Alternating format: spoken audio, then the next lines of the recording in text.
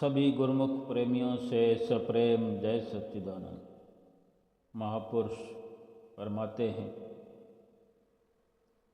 दिल काती गुड़वाती बाहर दिसे चानना दिल अंधियारी राती।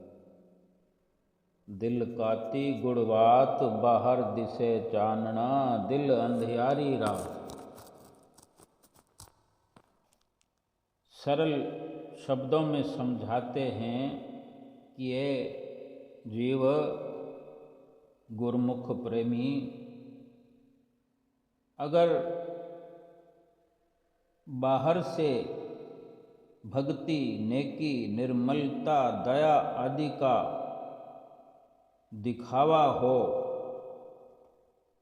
और अंदर स्वार्थ, लोभ, मोह, अहंकार आदि से भरा हुआ हो, तो हमने वेशभूषा तो दरवेशों की धारण कर ली और अंदर से निपट दुनियावी ख्याल, दुनियादारी ही भरी पड़ी है। यानी हम हर प्रकार से भक्ति में ओत-प्रोत लगते हैं। भक्ति जैसी सादगी दिखाई देती है, हमारे व्यवहार से झलकती है। नेकी भी नज़र आती है सबको, निर्मलता, दया का भी भाव सबको दिखाई देता है। लेकिन ये महज अगर दिखावा है, ऊपरी तौर पर है, और अंदर हमारे जो ख्यालात हैं, जो अंदर की विचारधारा है, वो स्वार्थपरता वाली है, स्वार्थ से भरे हुए विचार हैं। अंदर हमारे लोभ भरा हुआ है, मोह भरा हुआ है, अहंकार भरा हुआ है। तो फिर यही हुआ कि बाहर से तो वेश भेष दरवेशों जैसा धारण किया हुआ है और अंदर से स्वार्थपरता झलकती है।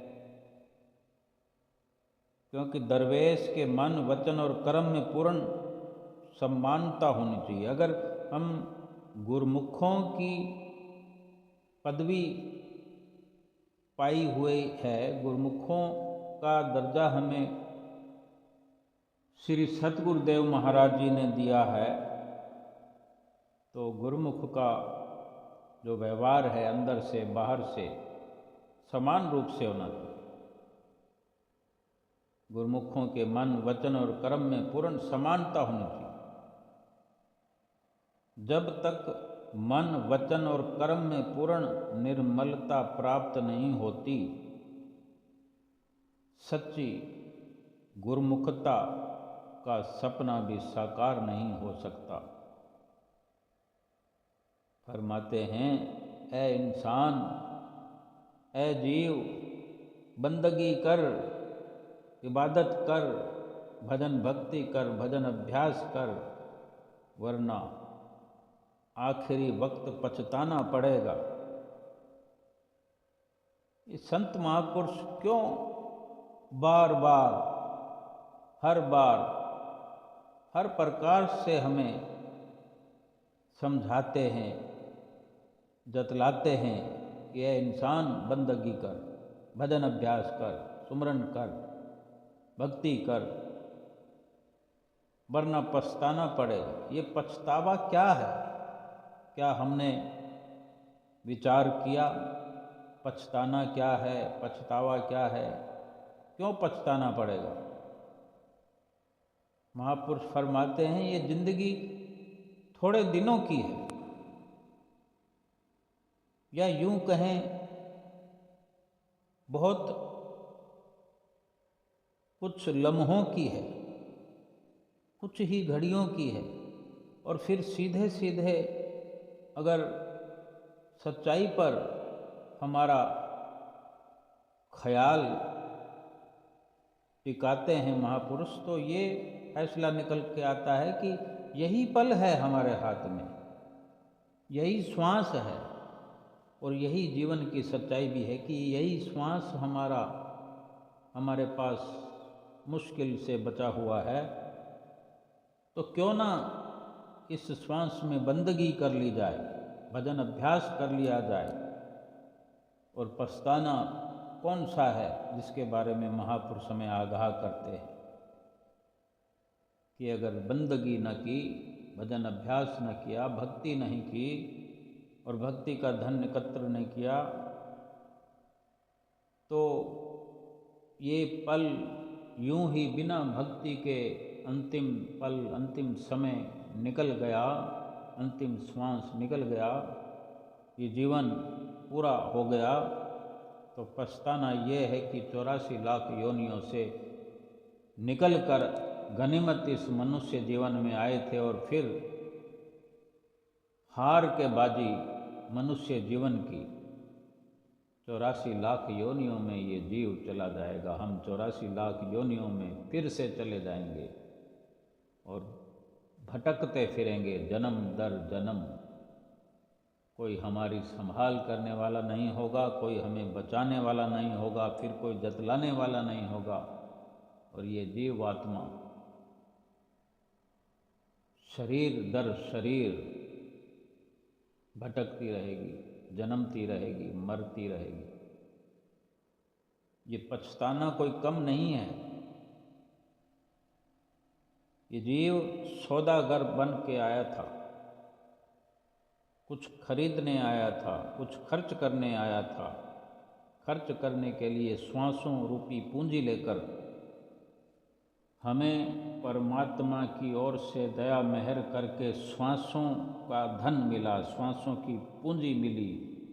सौदा खरीदने के लिए, सच का सौदा खरीदने के लिए हमें थोड़े समय के लिए व्यापारी बनाकर भेजा कि जाओ व्यापार करो, ये श्वासों का धन ले जाओ, इसको खर्च करो और इसके बदले में भक्ति, इबादत एकत्र करके लाओ। इसलिए महापुरुष फरमाते हैं कि पछताना ना पड़े। जिंदगी बहुत थोड़े दिनों की है, बहुत कम समय की है। अभी भी सच का खरीदार बन, सौदागर बन और इस शरीर रूपी दुकान के बंद होने से पहले खुदा के इश्क का सौदा खरीद ले, खुदा की इबादत का सौदा कर ले। संतों महापुरुषों से नाम की बख्शिश लेकर, अगर बख्शिश मिली है तो उस नाम की कमाई एकत्र कर ले, उस नाम की इबादत में अपने श्वासों रूपी पूंजी को लगा दे और ये समझ ले अच्छी तरह की मौत जो हर वक्त सिर पर मंडरा रही है, कभी भी तुझको झपट्टा मार सकती है, तुझ पर धावा बोल सकती है। इसलिए तू दिलो जान से खुदा की इबादत में लग जा। प्रभु परमेश्वर के नाम रूपी दौलत को एकत्र करने में लग जा।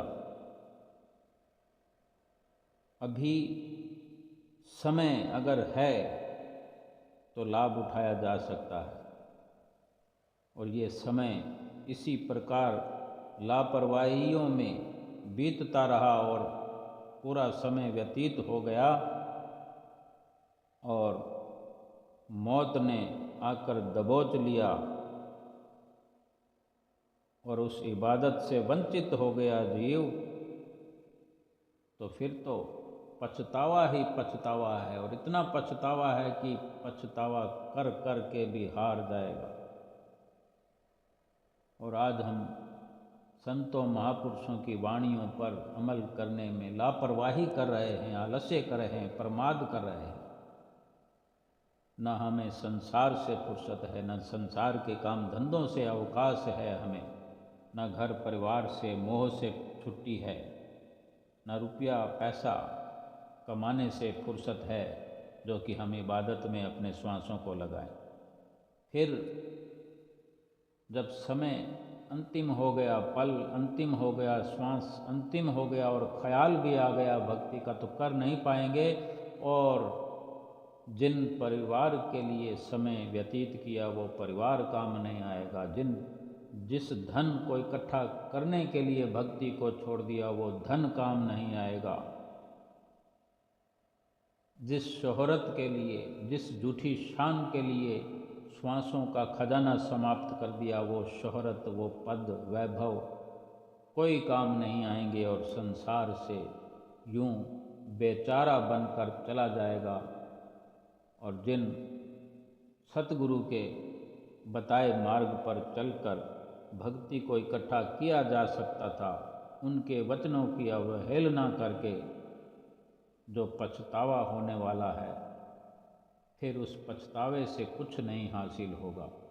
आज अभी समय है, इस समय को कीमती बना करके, कीमती भजन भक्ति, प्रभु की इबादत, प्रभु की बंदगी, भजन अभ्यास करके एक एक पल को लेखे में लगाकर, एक एक पल के बदले, एक एक श्वास के बदले भक्ति की दौलत का ढेर लगा करके परलोक में साथ ले जाया जा सकता है। सांसारिक दौलत तो जो मुकद्दर में लिखी है वो तो मिल ही जानी है, लेकिन उससे भक्ति की दौलत को खरीद, जो श्वास मिले हैं वो भक्ति में लगा करके, भक्ति में लगा करके लेखा सतगुरु दिलाएंगे। उस पर लोक में इस जीवात्मा को सुरखरू कराएंगे। ये जीवन की बाजी जीत करके